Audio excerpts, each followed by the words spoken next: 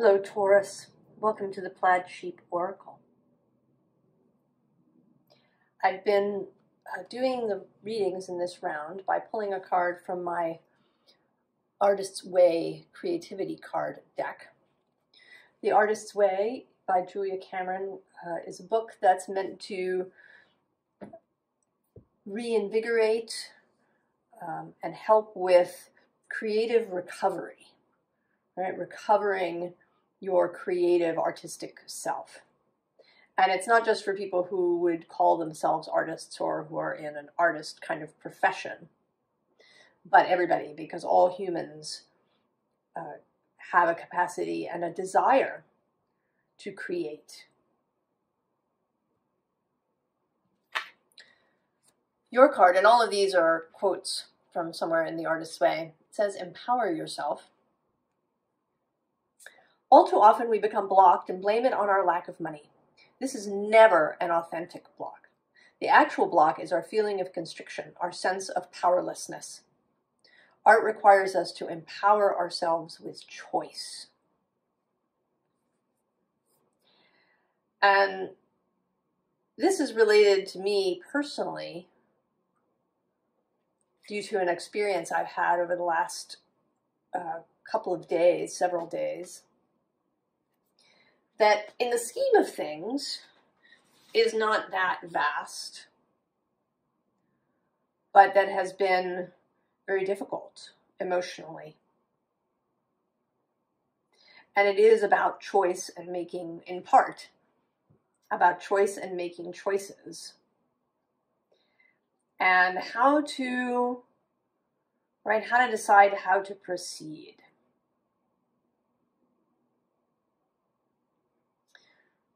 When something is difficult.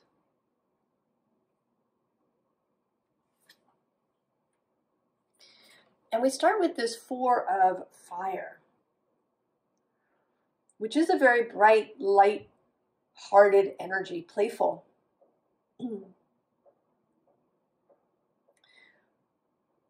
And I think this is what,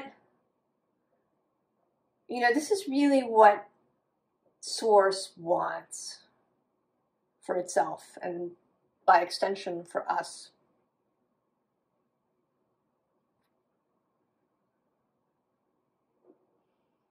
Ultimately.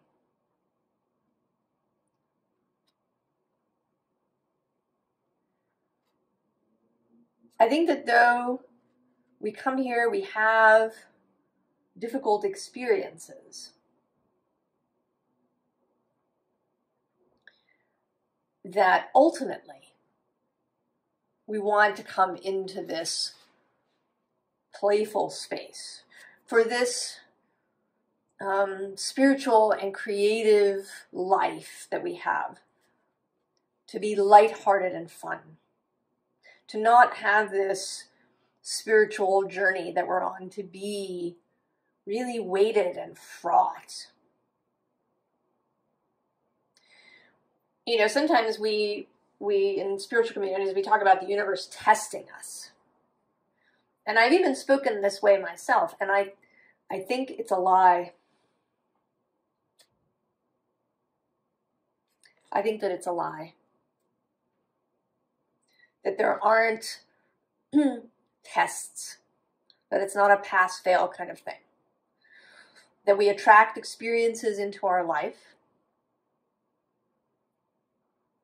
And then we resolve them. We pass through them. We engage with them. And that there is a process of growth and expansion. But you're not being tested. And the moon appears here below. And this feels to me like, the moon spirits kind of coming to this person to comfort her. Because she seems a bit sad looking into the water. Although interestingly, right, the person in the water seems different And they're holding hands.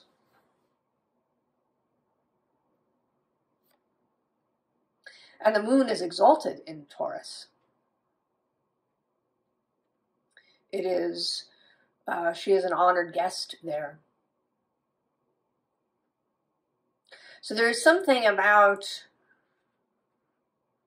comforting you if you need that at this moment. And then interestingly, and I just noticed it, we have the Strength card.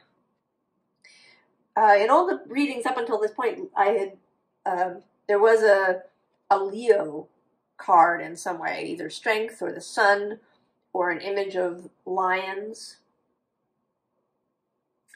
Although not always immediately visible, and I was wondering if it would come up here. And here it is. Leo is, I think, the sign that is most associated with creativity, and particularly with creativity that is open and seen. And that revels in being seen. So there has been a thread here about showing a creative aspect of your life.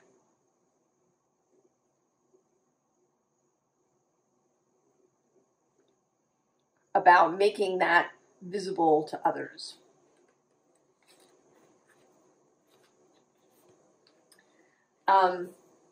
So the bottom of the deck has this 5 of water, and it is also why I'm thinking that there is something that is troubling. Maybe you've had some disappointments. Maybe this whole, right, I've been talking for months now about Taurus seeing the physical world in a whole new way, about, you know, the power of manifesting and creating new lives and all of these things. And maybe it's going kind of slow. Maybe you've had experiences that feel like setbacks. That feel like you've made a wrong turn, or you're not, you know, becoming this powerful creator fast enough. Maybe there's been disappointments, things not turning out the way that you thought.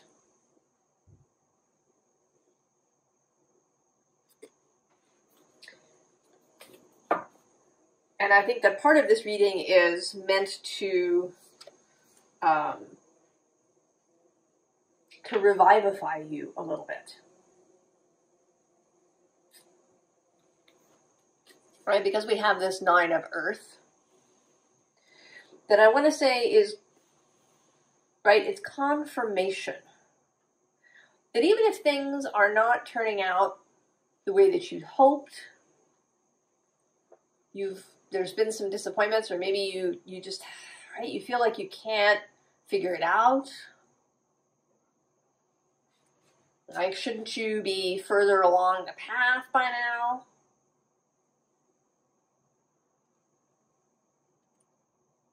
That this is a confirmation that it is there for you, and that in many ways you are there. Just the fact that you're here, that you're noticing, right? That you're noticing how things turn out.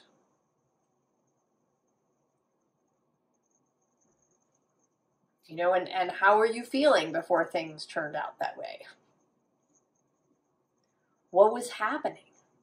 You know, not to beat yourself up and say, well, I shouldn't have had those negative thoughts. But just to assure you that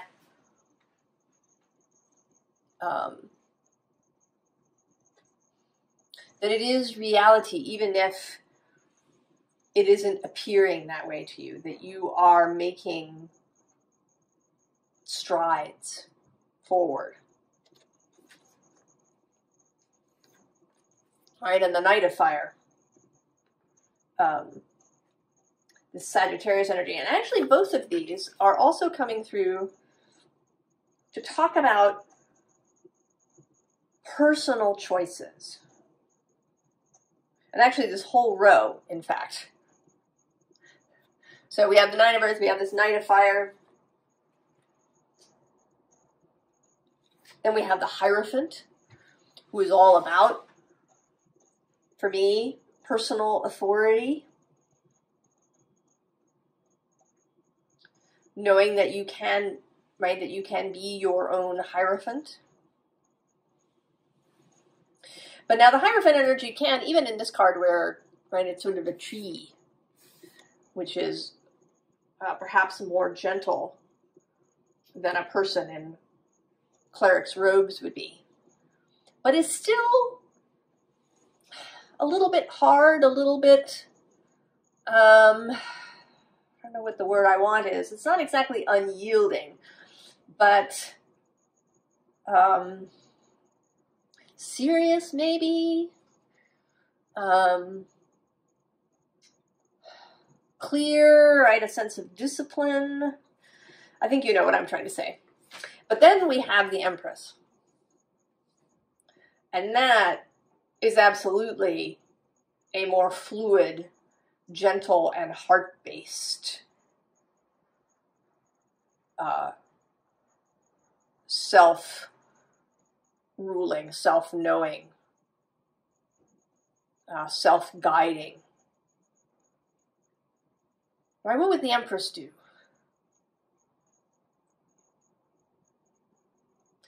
I want to say the question there is, what would someone who loved themselves do here in making this choice? You know, and it may or may not be making the bold choice. Right? There's this idea that whenever you feel fear, you should go forward anyway. But maybe not. Maybe there are times when pushing yourself too hard is not actually going to yield the result you want. You know, if there's just a little bit of anxiety, right? But there's also excitement and, you know, a feeling of wanting to go forward, then that's one thing. But if all of you is pushing back, right? If your body is, you know, clenched up when you think about a particular choice, then the answer may not be to go then. Maybe you're not ready. Or maybe there's something going on that you don't even see.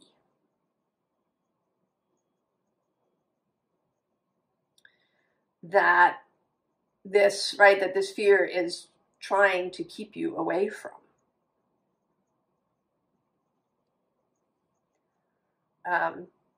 We also talk, right, a lot in these readings about following your intuition. But sometimes, especially with certain subjects, and maybe it is in your creative life with how you're, you know, I don't know, building your business or, you know, growing your practice if you are an artist. Maybe there's something there that's particularly fraught in some way. There can also be, right, other people involved. You know, if you have children or, you know, other people who in some way you are responsible for. You can choose to do what is best for them sometimes. Or to find, right, to look for the win-win scenario. Where you get what you would like to have to make the move that you want to make. But that you, right, you don't, nobody else, kind of, it's not at anybody else's expense.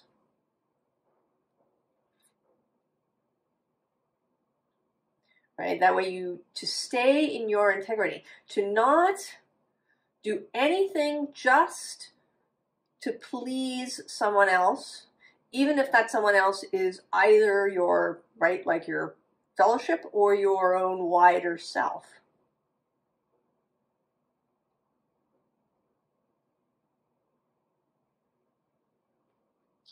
You can You can choose for yourself. You can empower yourself with choice, to make choices. I'm actually going to quote Abraham here, as I do sometimes. Right? They say often, if someone comes to them with a question about, struggling around some choice, and what they say is make a choice and then make the choice right. That it is possible, right, to not, that process of tying yourself into a knot is worse than choosing and then working to make that choice the right one. So, right, so we get the seer. And I think the ability to really see clearly depends somewhat on getting rid of, right, these various expectations. Either, that we believe that others expect X, Y, or Z of us. Or maybe we've set up some, high bar for ourselves. And maybe also we think, right, I think we make assumptions sometimes about what the best road is, right? I mean, maybe this is because I have an Aries sun, but to me it's often like the boldest choice must be the best one. But maybe that's actually not true. Maybe taking the slower route occasionally has benefits. And if we have a lot of these preconceived notions about what we think success is, or what we think a truly enlightened spiritual being would do, or what, a highly creative, bold artist would do, I think that blocks us. I think that we have to be willing to entertain all the possibilities. The fast way, the slow way, the complicated way.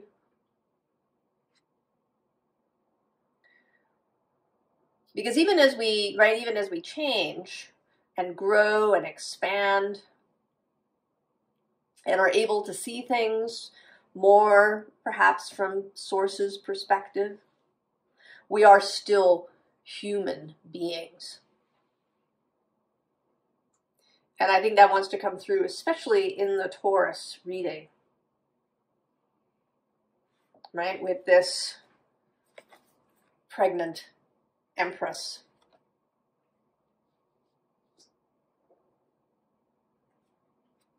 To not attempt or not to not deny that or want to eliminate it.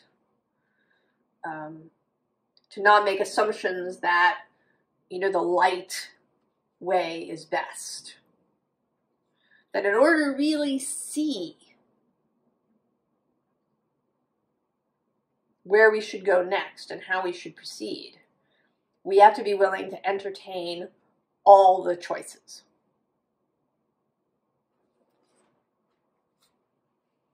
And I want to say that the ancient ones showing up underneath are your fellowship coming through. Because ultimately, right, they do want, right, we all came here together and you chose the human body. And what the whole group wants, right, is expansion and lightness and experience. I don't think that your fellowship sees things in terms of right and wrong. I mean, often when I'm laying cards for myself and I'm looking, what's the right answer? It won't come through. Kind of because there isn't one.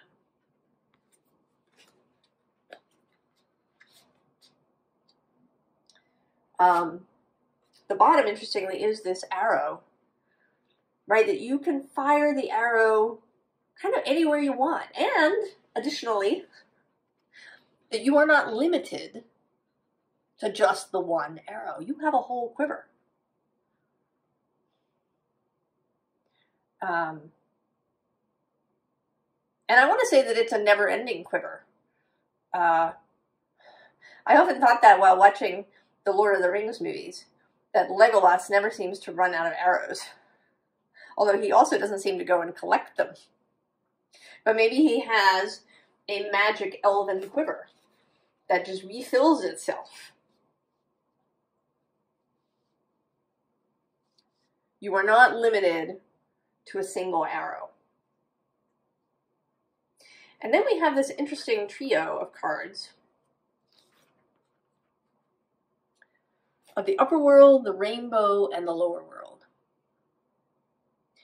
Here, I want to say that this rainbow, which in this sequence is going from the upper world down into the lower, that is inspiration, that is encouragement, that is love, that is an expression of pride, right? That your fellowship and your wider self are proud of you.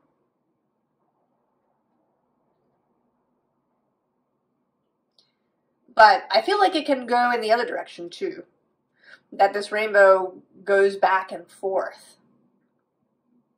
You know, that as much as, right, your fellowship can give you, you give back. Because they aren't embodied. You're having, right, you're having a whole experience here in this physical body. Right, this self that doesn't perceive the whole of the connection and of source. And I just saw 2222 on the timer. This, right, that there is, right, that there's a back and forth. That you receive, but that you also give.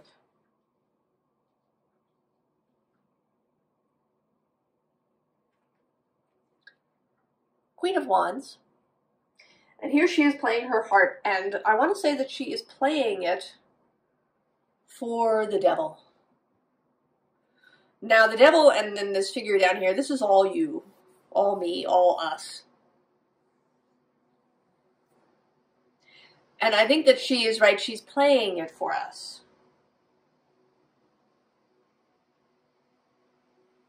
Right, in order to make us feel well. Right, to guide us into this way of making loving choices. Empowering choices.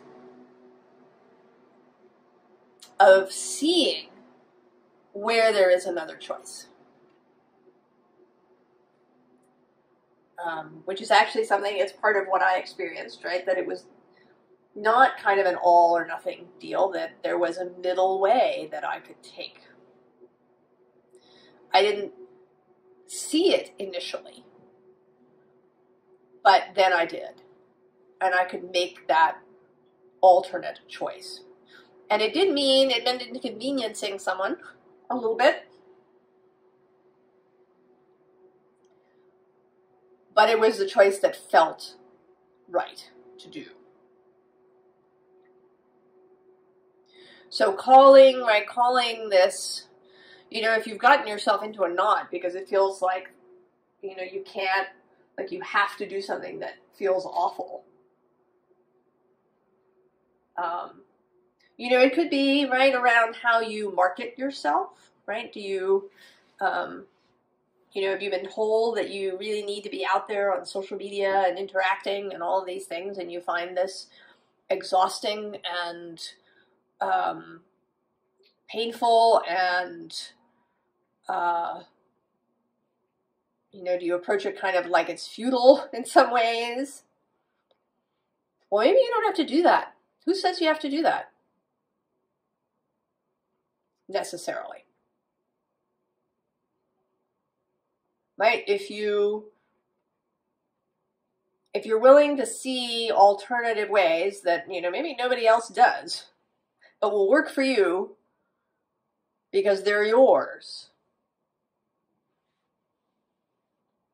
Right? This is the call, right? The call to inspired choices. Actually, below the devil, we have this very alchemical temperance. Combining things, creating synergy. And at the bottom of this deck, you appear. The King of Pentacles, Taurus's court card. So what is right for you at this time. Choosing what is right for you at this time.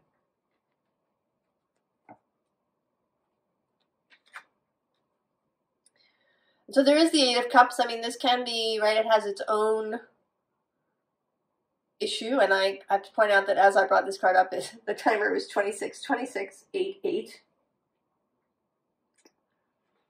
I don't usually notice the timer, but today that seems to be a thing. Right, there might be some things you have to leave behind. Maybe there's some goals that you need to turn away from. Maybe there's some, you know, I don't know, some client that demands X, Y, or Z that you have to walk away from. Because it doesn't, you know, what you would have to do doesn't feel good.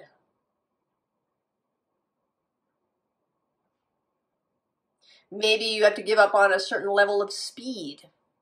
You know, you wanted your business to be fully up and profitable in a year. And maybe it takes longer than that. If you want to make the choices that you want to make.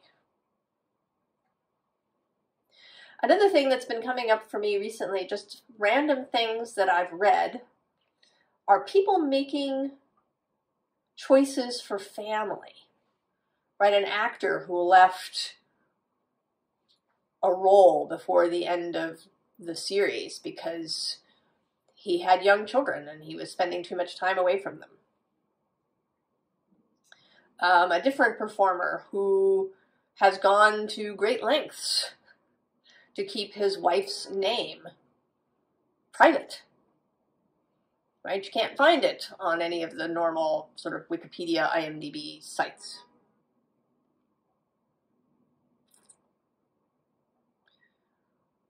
Right? That's his, you know, choice to spend the time to do that.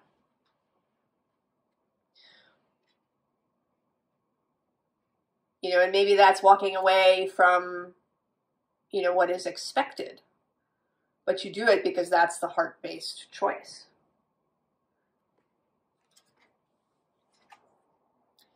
And then there's this Seven of Cups, which in this deck is, for me, always about co-creation. Either with another person or, I think, here with your fellowship.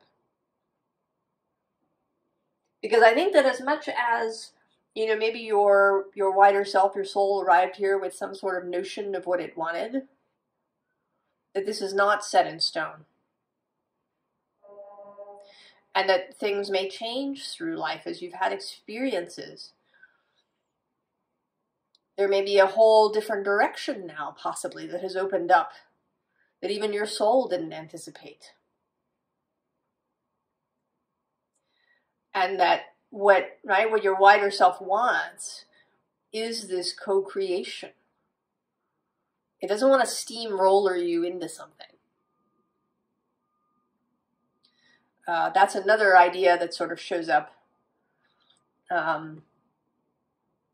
in spiritual circles, right? That you have this soul purpose and your soul will do anything right? You know, it won't care if you know, if your human self is run into the ground to achieve it. I don't think that's true.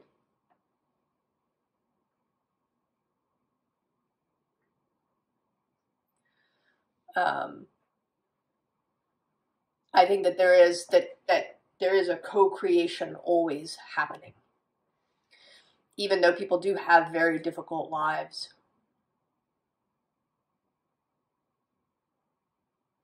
That your soul would always be prepared to support you being happy.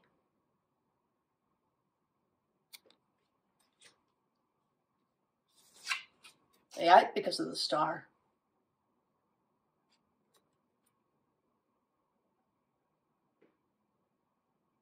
Right, this really watery star. Right, with all these fish swimming around her. She's not alone. This is not a solitary process. This emergence of self into fullness.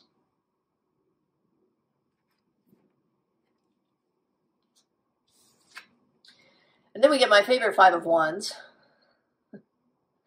With all the foxes, all the possibility is available. Empower yourself with choices.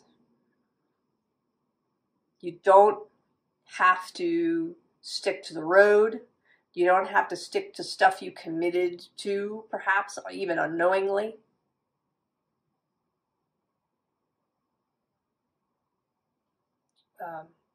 You don't have to force yourself into things.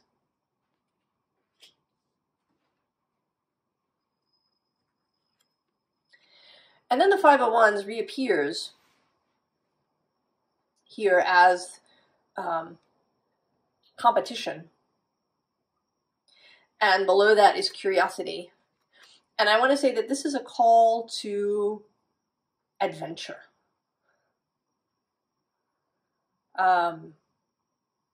Not competition exactly, right?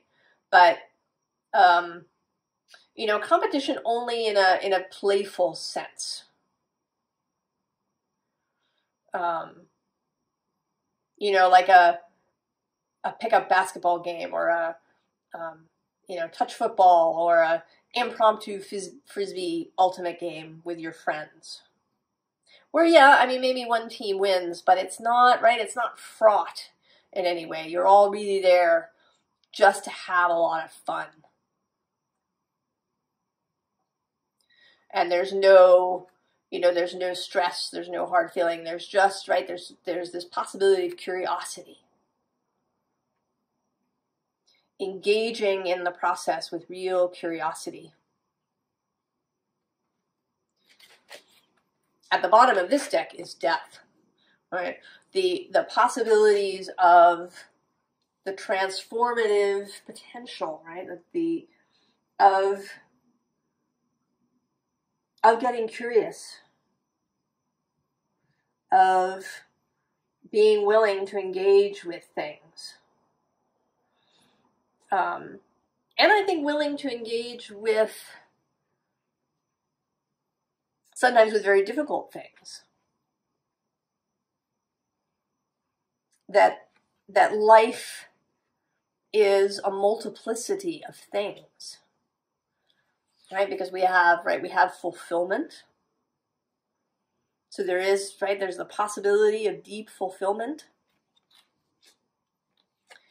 We have planning and the coming together, the synergy of different forces and different people and the possibilities that come through that. We have the possibilities of failure, right? If something fails, what comes out of that? What is, we learn something from failure, especially in the creative sphere.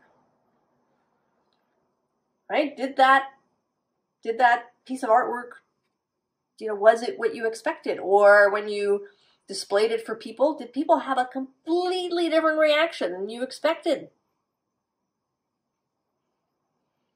You know, maybe you write a story and people find it kind of boring.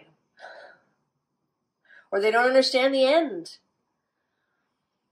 And you need to, right, you need to make changes, right? There's, in failure, in defeat around something, there can be lessons learned, right? If we approach it in this playful, open, there's always another choice way. And so temperance reappears.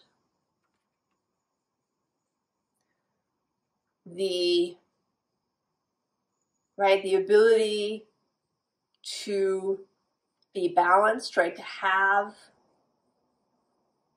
difficult experiences, to maybe have failures, to have disappointments, to, you know, feel like your choices aren't good,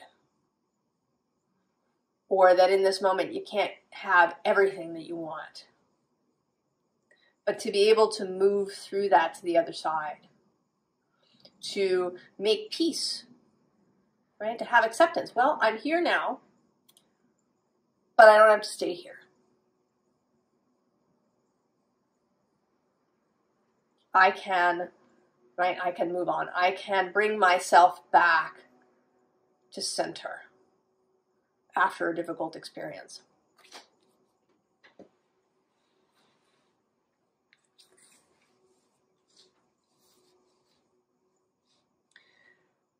The two cards, before I get to advice, that came on either side of this deck. One was at the top, play, which actually says, play can make a workaholic very nervous. Fun is scary. So that is an aspect, right? That seeing, you know, not just play, but I want to say, you know, like chaos, right? The possibility of a road that meanders a lot, where you can't see the next turning, where maybe you spend way more time over here than you intended, so that, you know, things no longer on your precise track, right? All of this, right? The idea of play, I think, can be scary, but I think it's what we're being invited into. And then on the bottom, it says conduits. I'm going to put this up right here as I read it. No human power can deflect our good or create it. We are all conduits for a higher self that would work through us. We are all equally connected to a spiritual source.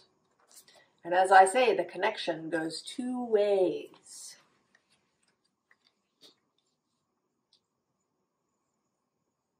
Advice. The Queen of Aether.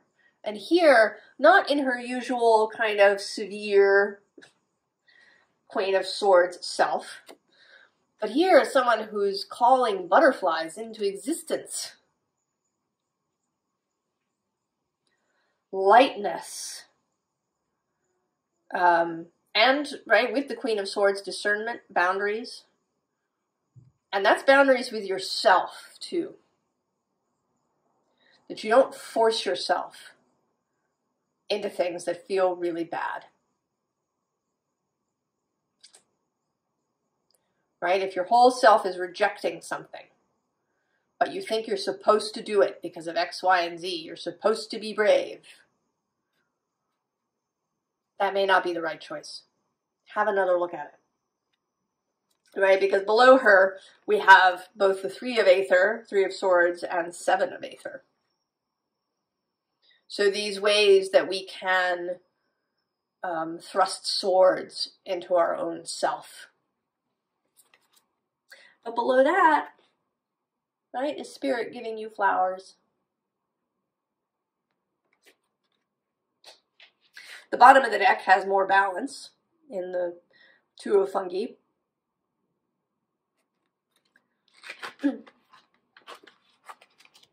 And then we have the Empress again.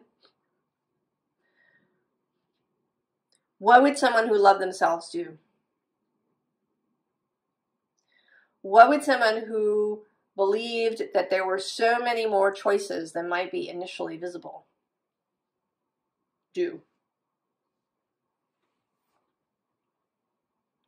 What would someone who is willing to be a little patient, right? To take a meandering way, right? The pregnancy takes what it takes. And she's not rushing it.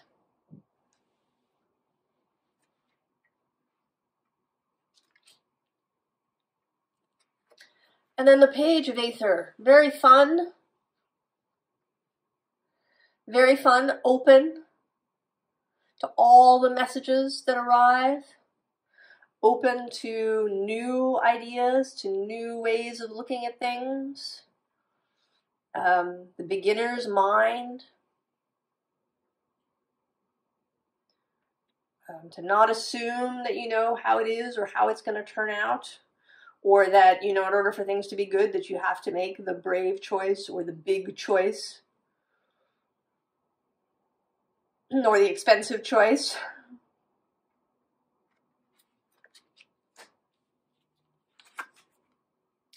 And then the Five of Aether, which is this Five of Swords kind of coming back, except in this deck, right, while there is this chaotic element, there is also connection and communion. So, don't assume you know what your guides might say about something. Or if you are having a difficult time hearing your own small, still voice,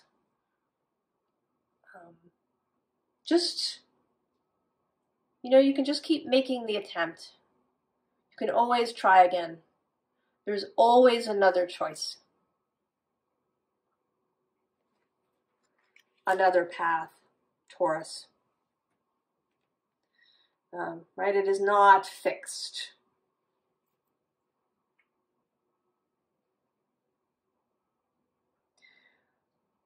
So I hope that if you have been feeling stuck in some way, that this was helpful. And as I find it helpful, it is, since it was definitely related to my experience. And I hope that all of that is helpful to you. I send you all of my care and my love, and I wish you all the very best. And I will see you next time. So long, Taurus.